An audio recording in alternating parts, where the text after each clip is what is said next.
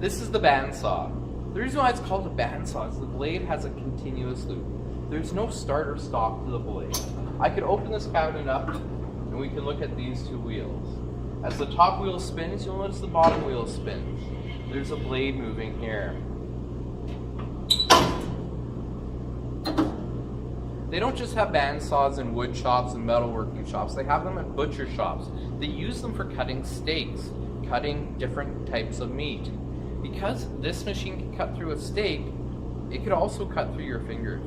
We need to make sure our fingers are at least 2 inches away from that blade. A good rule of thumb, your thumb is about 2 inches long. Your fingers should never be within that distance of the blade. Other things to keep yourself safe. This upper guard needs to be set less than your smallest finger's length away from your material. To do that, we reach around the back, turn that knob, bring it down, tighten the knob, and now I can't fit my finger underneath. That way, as I'm cutting through, I'm not accidentally going to put my finger through the machine. The push stick. If you're making a close cut, if you need to have support close to that blade, use a push stick. These are cut out of material from the shop.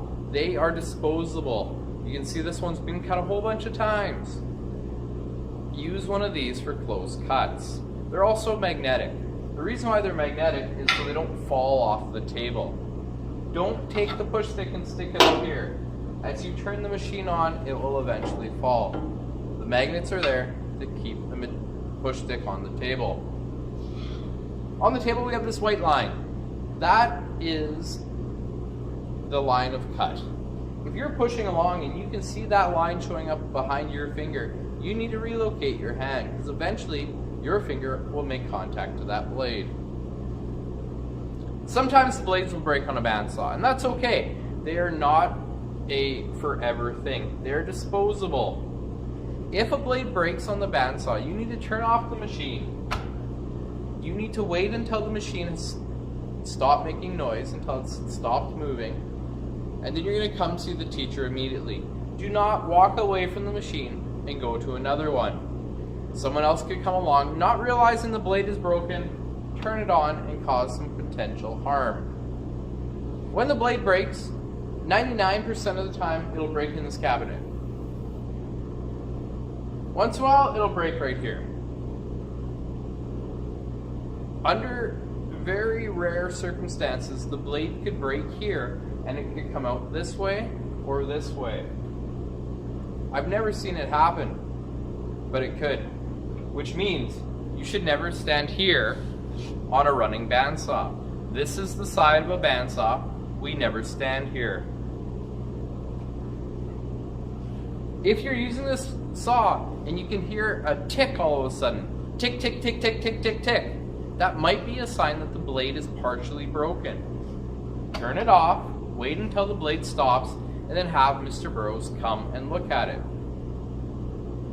Other things you need to think about on the bandsaw. Cutting round material like dowel or a broom handle is not allowed. This blade is traveling in a single direction downwards. If you took a round object and pressed it against it, it would start to spin. Your hand could get drawn in, you could pinch the blade, it could break. We only cut material that sits flat on the table. Other things you need to think about. Cutting long material that overhangs the table of the bandsaw. You're going to need to have someone come and help support that material. You don't want to be cutting a piece of material, make your way through it, and have it fall. It could pinch the blade, it could become dangerous. Always ask the teacher's permission before using this machine. I need to make sure you know what you are doing. I also need to make sure you are using a machine that you are approved to use. Once again, here's the safety guard. You need to make sure that this is in place. It should never be removed.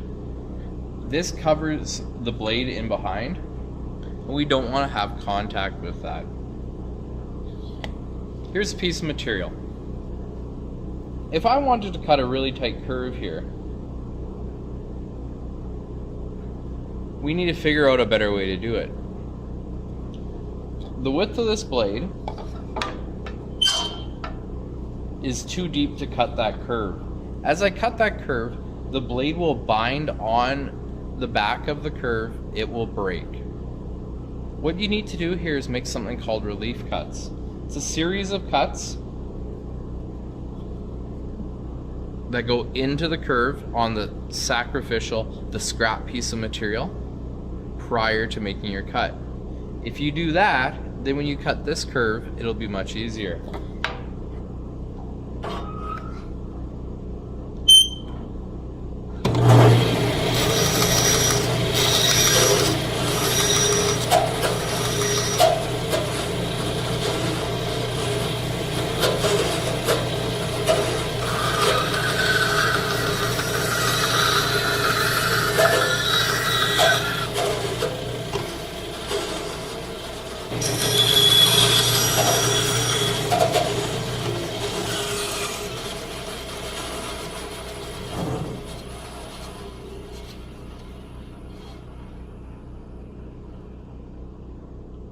I've just made a long cut into this piece of wood.